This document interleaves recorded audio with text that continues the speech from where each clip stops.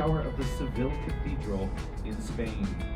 The Wrigley Building is also clad in 250,000 glazed terracotta tiles. They are decorative. They actually have a slight gradient meant to draw the eye upward. They provide a degree of fireproofing, and they are incredibly delicate.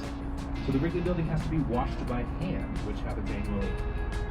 The next building we're going to talk about is easy to identify because it is helpfully wearing a name tag. It's also on the right side of the river. It is, of course, the Trump International Hotel and Tower. This is the second tallest building in Chicago, and it is an excellent example of contextualism. Contextualist architecture is very much site-specific. It wants to draw inspiration from its surroundings, both natural and constructed. In the case of Trump Tower, there are 3 setbacks going up the side of the building, and these correspond with the heights of neighboring buildings. This first setback on the lower right here is the same height as the Wrigley Building right next door. The second setback up there on the left is the same height as the Jewelers Building, the very ornate dome building out there on the left side of the river. And the third setback up there on the right is the same height as AMA Plaza, the black box building just around on the other side of Trump Tower. We'll get a better view of that one as we come around the building. Now, Trump International Hotel and Tower was completed in 2009, and it was designed by a man named Adrian Smith. This is a guy who knows a thing or two about tall buildings, as he's the designer of the current world's tallest building, the Burj Khalifa in Dubai. And if you're curious how Trump Tower stacks up against the Burj Khalifa, you would literally need to stack it. 2 Trump Towers stacked one on top of the other would give you the approximate height of the Burj Khalifa. The corn cob shaped towers out here on the right. These are part of a complex called Marina City, designed by a man named Bertrand Goldberg. He believed that buildings should reflect nature, and in his words, there are no right angles in nature. And so we end up with these curvilinear modernist towers. Now, when Marina City was completed in 1968, the downtown had a great time as an interesting architectural quirk.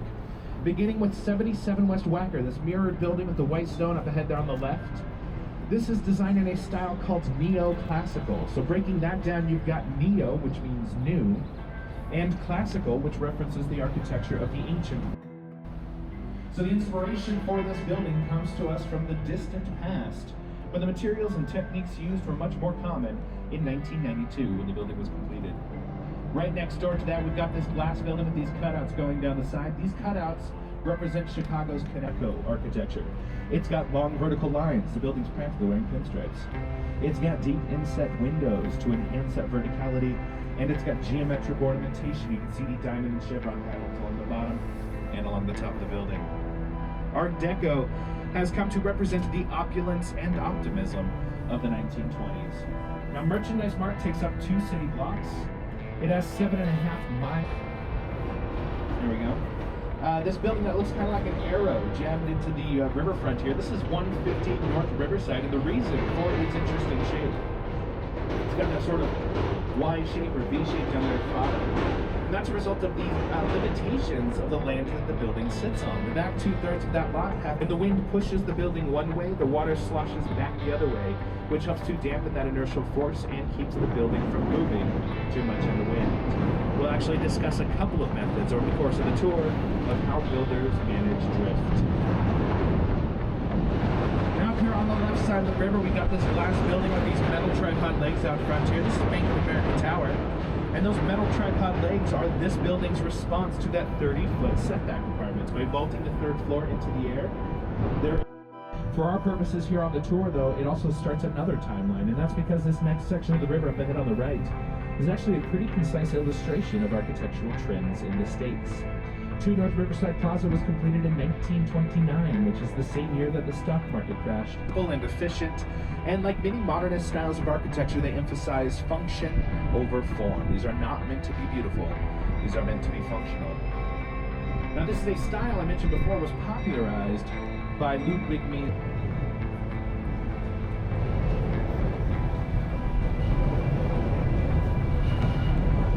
Approach the final tick on this timeline portion of the tour. We leave behind the modernist styles of the 50s, 60s, and 70s, and we get an early example of contextualism in Gateway Center. A massive building that some of you might recognize as Gotham City Bank from the opening sequence of Christopher Nolan's The Dark Knight. In fact, when they zip line onto the roof of that building, they do so from Gateway Center 4. And at the end of that sequence, those school buses go the wrong way down Van Buren Street. Now that is all, of course, just movie magic. This is not, in fact, a bank at all.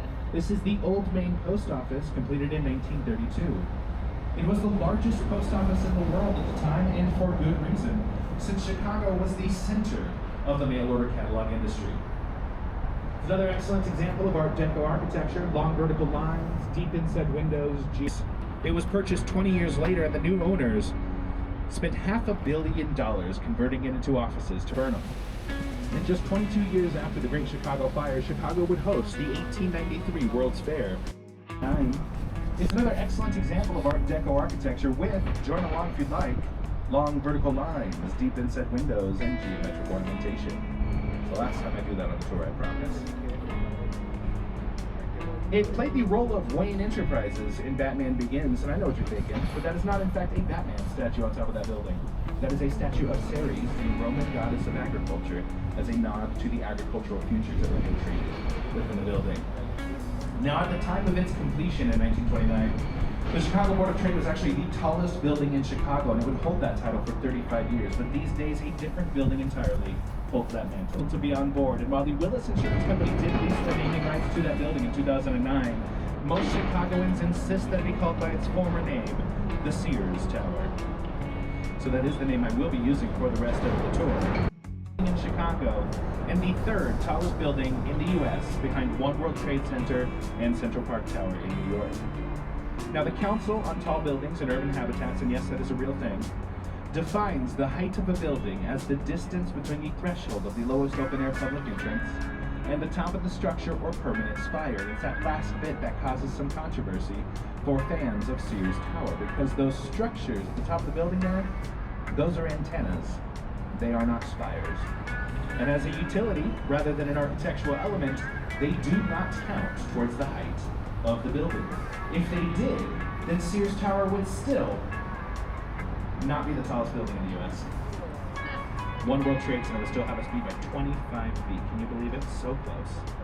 If only the country were founded in 1750 instead. Now, just beyond the map building, if you look out to your right, you'll see that Sears Tower looks to be made up of 9 smaller columns. Alain Robert climbed Sears Tower with no equipment. That's right, he free soloed Sears Tower. By wedging his hands around the windows, he was able to complete the climb in 1 hour and 22 minutes. A time I'm not sure I could beat taking the stairs. French home of the Lyric Opera and the Joffrey Ballet. Now, it actually was completed about 2 weeks after the stock market crash in 1929, which means that the Civic Opera unfortunately had to file for bankruptcy just a few years later in 1932. Coming out in front of the building, you'll see it's designed to look like a throne. The Opera House is here in the seat of the throne, and there are offices in the arms and in the seat back up above. I also read that the man who oversaw the design of this building intentionally made it so that the back of the throne faces New York City, because we could both be petty. Turnabout is fair play. Out here on the left, we're going to talk about this backwards L-shaped building.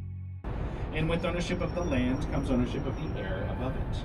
So buildings like the Bowen Building have to lease those air rights. In this case, they paid $1.3 million a year simply to exist in that space. Absolutely wild. Just for a spot next to the river. I mean, look, it's a good river. Are we having a good time? Yeah.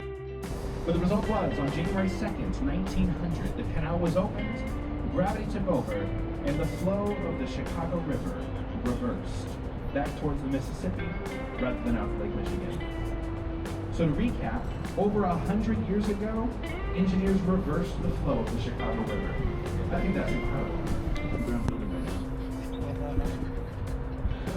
Oh, by the way, fans of cinema may recognize the Nuveen building from Ferris Bueller's Day Off. This was the location of his dad's office, from which he looked down into the parade route. So the reversal of the river. Also in that 1909 plan was a plan to widen LaSalle Street up ahead, which did happen in 1930, but they ran into an obstacle. The Reed Murdoch Center, this brick building with the clock tower up there on the left. Completed in 1914, its location left too little room to widen the street. So, in 1900 was a huge benefit to the Chicago River, but probably more impactful was actually the Clean Water Act of 1972. According to the Friends of the Chicago in Normandy.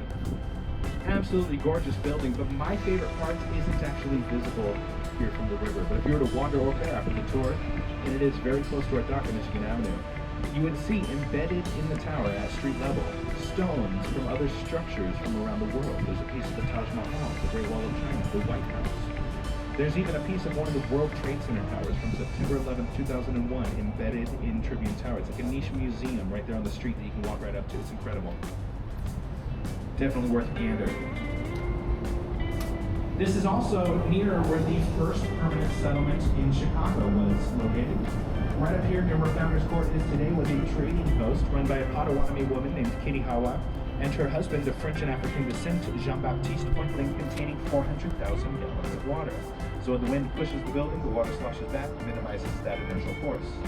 The St. Regis uses bundled tubes. These three towers are bundled together here at the base, which provides additional strength in the direction of prevailing winds. And the final method, which we have yet to discuss, is the low-view floors. If you look at the tallest tower, you can see those two floors up there that look unfinished. Those floors have no windows, no residences. They are open, so the wind can blow right through, which helps to relieve pressure on the woodwork of the building.